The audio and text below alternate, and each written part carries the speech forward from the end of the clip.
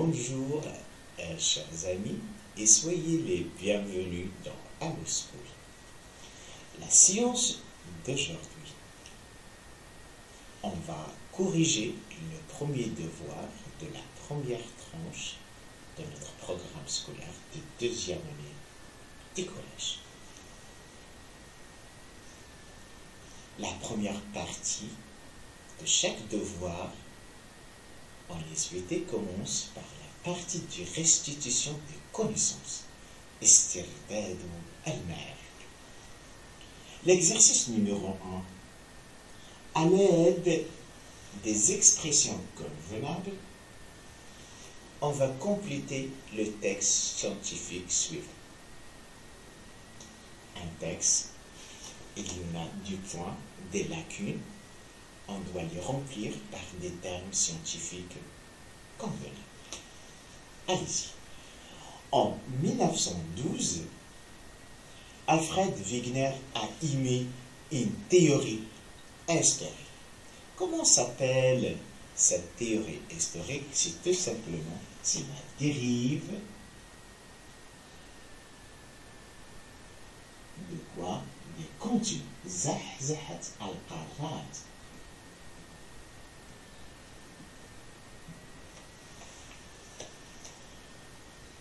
Qui supposait que les continents avaient été réunis il y a 250 millions d'années en un super continent. Alors, ce supercontinent a un autre nom qui est la Pangaea. La Pangaea.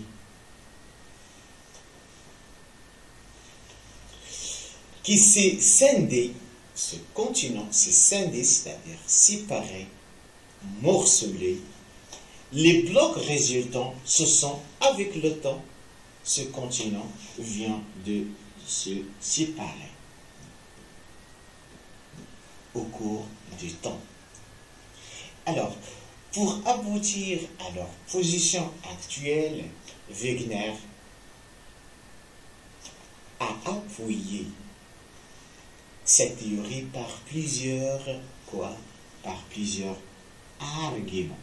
Donc, Wegener a posé 3 types d'arguments pour conforter cette théorie, à savoir l'argument géologique, l'argument paléontologique et l'argument morphologique. Alors, l'exercice numéro 2. Classer les illustrations. On va classer, donner les numéros, ça dépend, l'ordre chronologique. Les illustrations ci-dessous par l'ordre chronologique. Et montre les dispositions des continents avec le temps. Quelle est l'illustration? On va commencer par quelle illustration? C'est tout simplement par l'illustration qui montre que le monde a été un seul et composé par un seul continent. La Terre est composée par un seul continent. Quelle illustration qui montre cette Pangaea, cette supercontinent? C'est l'illustration, la dernière illustration. Donc, l'illustration numéro 1. Après la Pangaea se scindait en continents. Alors, l'illustration qui montre cet morcellement de la Pangaea, c'est la deuxième illustration. Puis, la première illustration qui indique la séparation des continents, le début de séparation, et l'illustration, la troisième illustration, c'est la dernière qui montre l'état actuel, la disposition actuelle des continents les uns par rapport aux autres.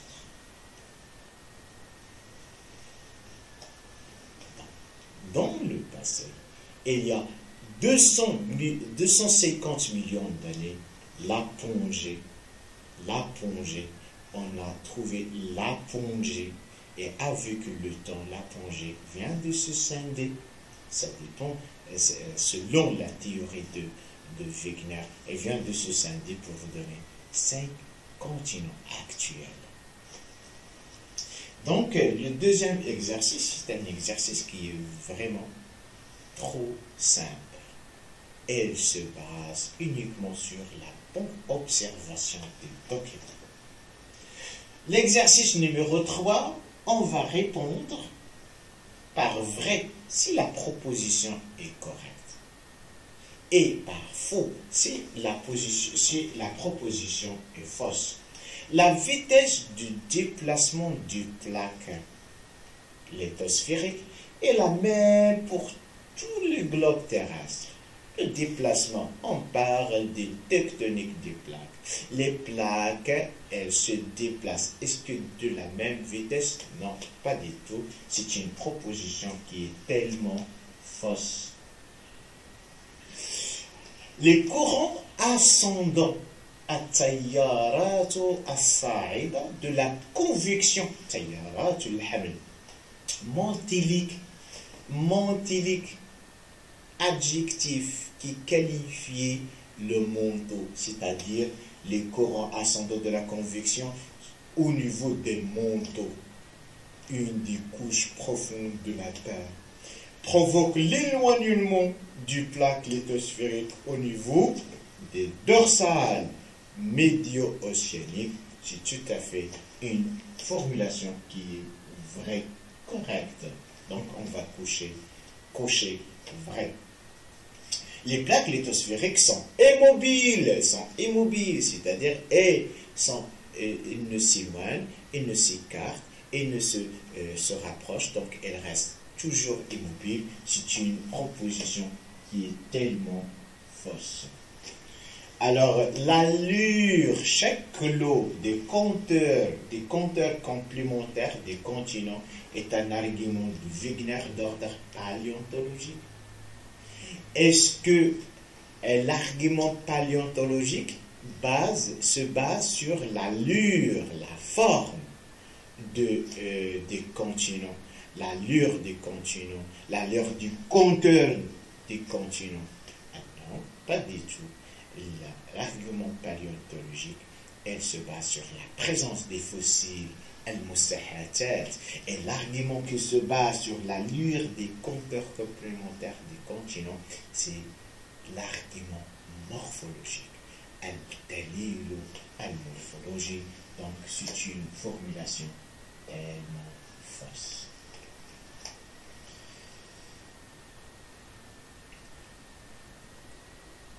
Toujours dans la partie de la restitution des connaissances, donnez les définitions des notions suivantes. C'est quoi dorsal océanique? Où se trouve le dorsal océanique? Au niveau du dorsal océanique se produit un phénomène qui est très important dans la tectonique des plaques. C'est quoi ce phénomène? Une plaque lithosphérique, une zone qui est calme, bordée, limitée par une activité, par des zones actives, des zones avec des activités sismiques et des activités volcaniques.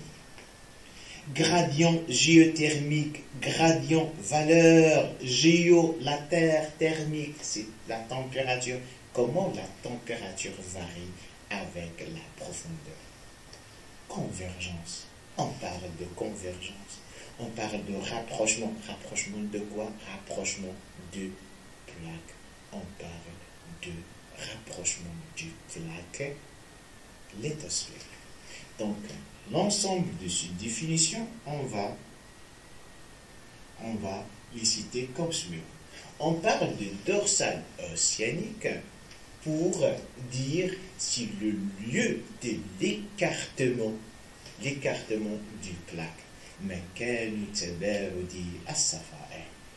On parle de subduction tout simplement pour désigner qu'il s'agit d'un glissement, enfouissement, d'une plaque lithosphérique océanique sous une une plaque avançant dans deux sens opposés. On parle d'une plaque lithosphérique pour désigner une zone qui est stable de la surface de la Terre, délimitée par des zones de forte activité sismique, c'est-à-dire la présence des séismes, et volcanique qui est constituée de lithosphère. Lithosphère, c'est-à-dire tout simplement lithosphère, comme définition, lithosphère, c'est la couche la plus rigide du globe terrestre. Il est composé à la fois par l'écorce terrestre, qui peut être soit continentale ou bien océanique, plus la partie superficielle du manteau, autrement dit le manteau supérieur.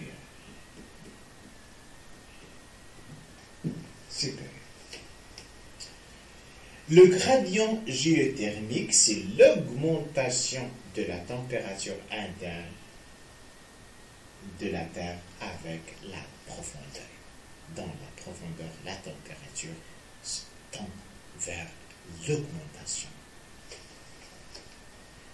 Alors, ce sont des définitions à retenir, ce sont les piliers, les bases des premières leçons.